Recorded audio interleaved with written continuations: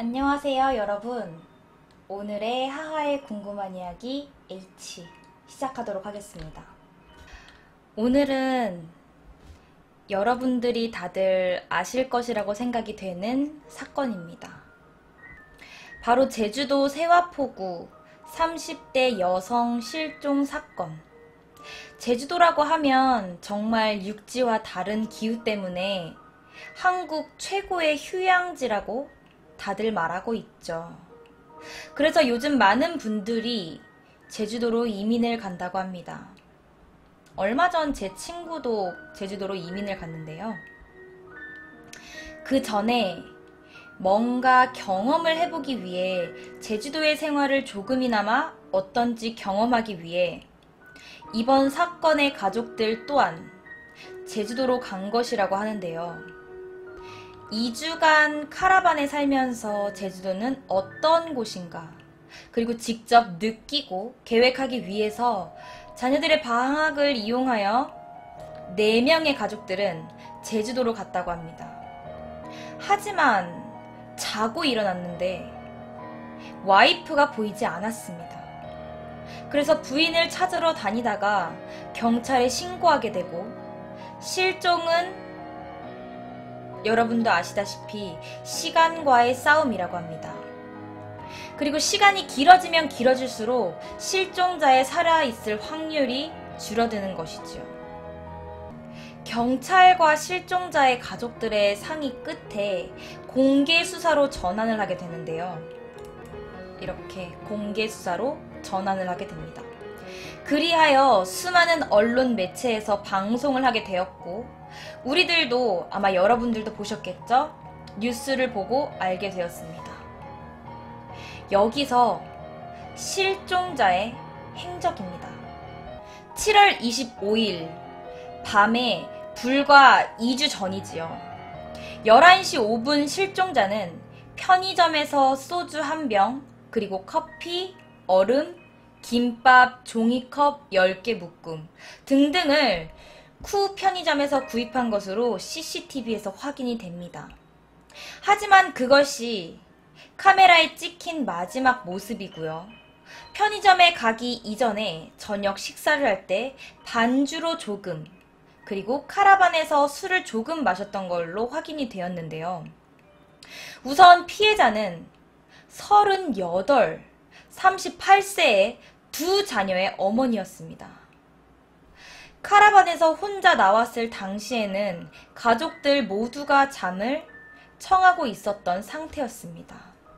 그리고 마지막으로 편의점 CCTV에서 포착된 것은 분홍색 슬리퍼에 회색 나시티와 반바지를 입고 있었던 것으로 확인이 되었습니다. 그런데요, 여러 정황으로 봤을 때 그녀가 만취 상태라고 볼 수 없을 정도로 걸음걸이가 매우 정상적이고요. 행동 또한 이상이 없었다고 합니다. 그리고 편의점 카메라에 조금 특이사항이 목격이 됐었는데요. 그것은 바로 그녀가 계속 우측을 주시했다고 합니다. 아마 10차례 이상을 주시하였다고 했었는데, 이 이야기에는 다양하고 많은 의견들이 있기 때문에 이 이야기는 잠시 지나가도록 하겠습니다. 근데 조금 특이한 사항이 또 있습니다. 우측에 뭔가 다른 사람이 있어서였을까요? 아니면 무엇인가 다른 것을 더 구매하기 위해 우측을 더 본 것일까요? 왜 38세의 어머니는 우측을 한 10차례 이상 봤을지 뭔가 찜찜한 기운이 돕니다. 이어서 편의점에서 물건을 구입한 후 카라반에 분명 컵이 있음에도 종이컵을 구매한 이유는 아마 카라반으로 다시 들어갈 경우 가족이 깬다던가 할 수 있으니까 술을 밖에서 마시기 위해서 아마 편의점에서 종이컵이랑 이제 술을 사지 않았을까 생각이 됩니다. 그리고 조금 또 특이하다고 언론 매체에서 보도된 것이 있었는데요. 그것은 바로 커피와 얼음을 구입하면 얼음이 들어있는 플라스틱 컵에 커피를 부어서 짐을 최소화하고 가는 경우가 대부분인데요. 이 피해자는 그렇지 않고 바로 편의점에서 나갔다고 합니다. 뭐 이 점은 개인 취향이라고 말할 수 있는데요. 그래도 뭐 밖에서 커피를 얼음컵에 부어서 먹는 사람도 있을 수도 있으니까 이거는 개인 취향이니까 그렇게 딱히 특별해 보이지는 않다고 저는 생각이 듭니다. 그리고 이어서 편의점에서 돌아오는 도중에 방파제에서 소주를 마셨던 것으로 확인이 되었는데요. 다음날 아침 환경미화원이 소주병 및 종이컵 하나 피해자가 사용한 것으로 보이는 물건으로 치운 적이 있다고 경찰에 신고한 것으로 확인이 되었습니다. 소주는 거의 다 마신 상태였고요. 종이컵 1개를 사용한 나머지 9개는 그 묶음 그대로 있었다고 합니다. 그럼 여기까지 정황을 살펴본다면 일단 술을 마실 때에는 혼자였다는 거겠죠. 왜냐? 종이컵이 1개였으니까. 그리고 휴대전화와 신용카드가 발견된 것은 세화포구 방파제 안쪽, 그러니까 항구 안쪽에서 그녀의 것들이 발견됐었습니다. 그래서 여기서 특이한 점은 휴대폰은 인도와 차도의 경계턱에서 발견이 됐었고요. 또 다른 신용카드는 그 경계턱이 아닌 다른 곳에서 발견이 되었었다고 합니다. 여러분, 이것은 무엇을 의미하는 걸까요? 그리고 어떤 전문가 말에 의하면 만약에 범죄로 생각한다면 수사에 혼란을 주기 위한 인위적인 행동을 하지 않았을까라는 의구심이 든다고 합니다. 그래서 저도 이상하다고 느끼는 점은 피해자의 신용카드는 휴대폰 케이스에 넣어서 사용을 할 때 빼고는 다시 집어넣는 그런 휴대폰 케이스를 사용했다고 합니다. 그렇다면 두 가지가 한꺼번에 발견이 된다면 이해가 가지만 휴대폰은 이쪽에 그리고 신용카드는 저쪽에 이렇게 다른 쪽에서 발견이 된 거라면 이거 정말 미스테리한 부분이지 않을까 저는 생각이 드는데요. 그리고 또 한 가지 이상한 점은 슬리퍼 한쪽은 세화항 바닥에서 발견이 되었고요. 한쪽은 해상에서 3km 정도 떨어진 곳에서 발견이 됩니다. 바다와 육지 완전히 다른 곳인데 말이죠. 그리고 마지막 통화 시도 시간은 25일 밤 11시 38분이고요. 언니에게 통화를 시도를 하였으나 언니는 받지 못했다고 합니다. 즉 11시 38분까지는 아마 그녀는 살아있었을 것으로 보여지고요. 또 11시 13분경에는 언니와 형부에게 통화를 시도하였으나 언니와 형부 두 분 다 받지 못했다고 합니다. 이후 26일 0시 10분경에 남편이 일어나서 피해자를 찾아보았는데요. 찾지 못했고 실종 신고는 오후 3시가 넘어서 무려 10시간이 넘게 지난 이후에 경찰에 신고가 이루어졌다고 합니다. 이런 부분 또한 너무나 안타까운 부분인데요. 우선 남편분을 의심하게 만들 수 있는 그런 장면이 될 수도 있겠죠. 상식적으로 그냥 좀 찾다가 없거나 연락이 안 되면 새벽에라도 신고를 하지 않았을까 저는 그렇게 생각이 되는데요. 그리하여 경찰에서는 처음에 남편이 우선 첫 번째 용의자 선상에 오르기도 하였다고 합니다. 보통 물에 빠져서 사망을 하게 된다면 48시간 안에는 수면 위에 오른다고는 합니다. 하지만 사건 경과 6일이 지났음에도 바다에서 수색을 하는데도 불구하고 시신을 찾지 못하는 것에 대하여 많은 사람들은 범죄와 연루가 되어 있을 수도 있다는 생각을 하게 됩니다. 그리고 수사 초기 당시에도 세화황 주변 약 200명이 넘는 인력들이 6회공 모두 동원하여 수색이 되었는데요. 찾지 못했다고 합니다. 그리고 8월 1일 오전 10시 50분경 가파도 서쪽 1.5km 해상에서 여성 시신 한 구가 발견이 됩니다. 모슬포라는 곳과 가파도를 왕복하는 여객선이 발견을 하고 해경에 신고를 하였는데요. 시신의 부패 상태가 너무 많이 진행이 되어서 DNA 검사 이전에는 확신을 할 수 없었지만 실종 당시 피해자가 모계하고 있었던 목걸이와 동일했었고요. 피해자와 시신이의 문신 또한 일치하는 것으로 확인이 되어 동일 인물이라고 확신을 하게 됩니다. 자, 그러면요. 실종자는 사망을 하였어요. 그리고 이것을 생각해 본다면 경우의 수는 세 가지가 존재하는데요. 첫 번째는 술을 마시고 방파제에 있다가 바다에 빠져서 실족사. 이게 첫 번째고, 두 번째는 타살일 가능성도 있다는 거죠. 그리고 세 번째는요.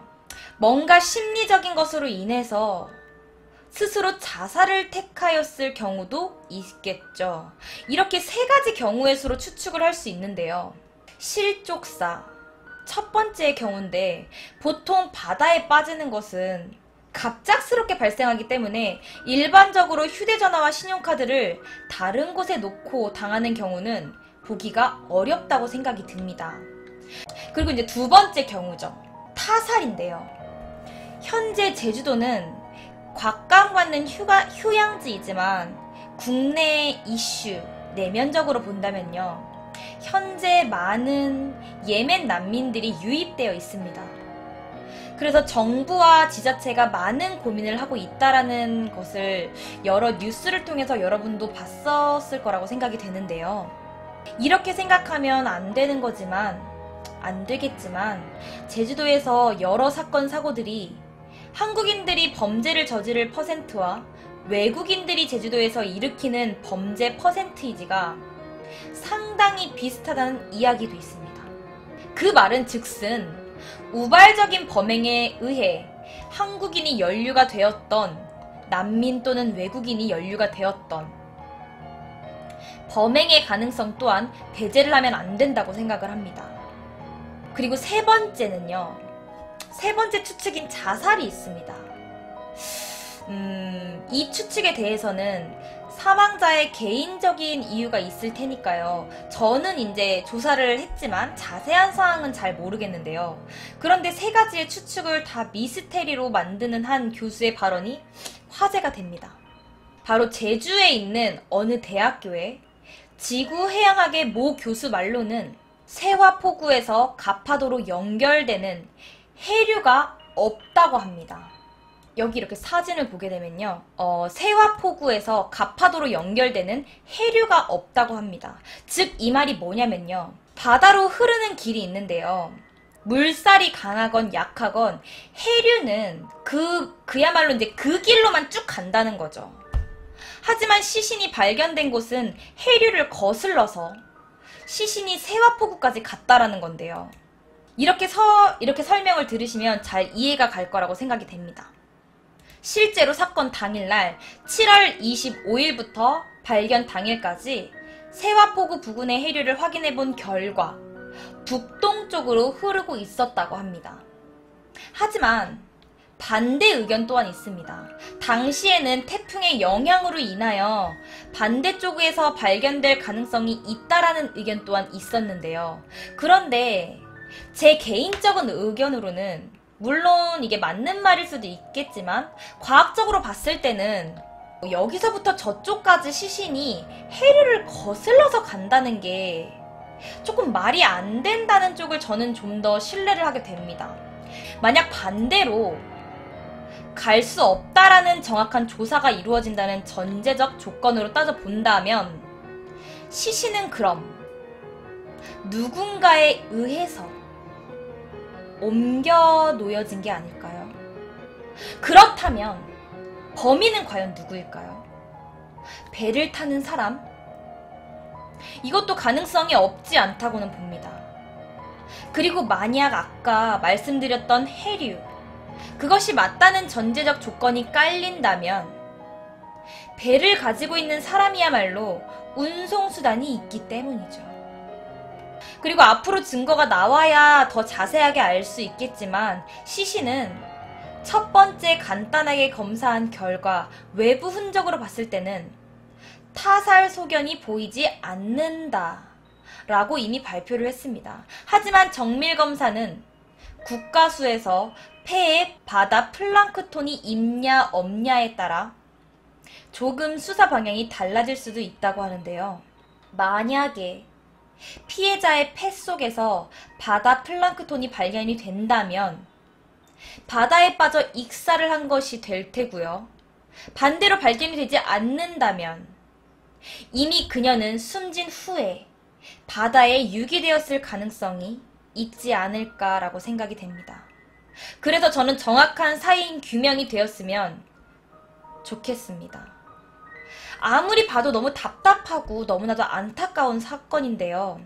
이 사건은 가족들과 제주도로 이주하기 위하여 여행 겸 체험 겸 그냥 그 제주도의 상황을 알아보러 간 것뿐이었는데 그렇게 행복한 추억으로 남을 수 있었던 여행이 가족들과의 마지막 여행이 될 줄 어느 누가 알았겠습니까?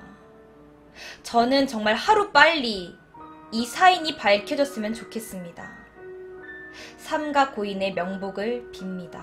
여기까지 하하의 궁금한 이야기 H였습니다. 감사합니다.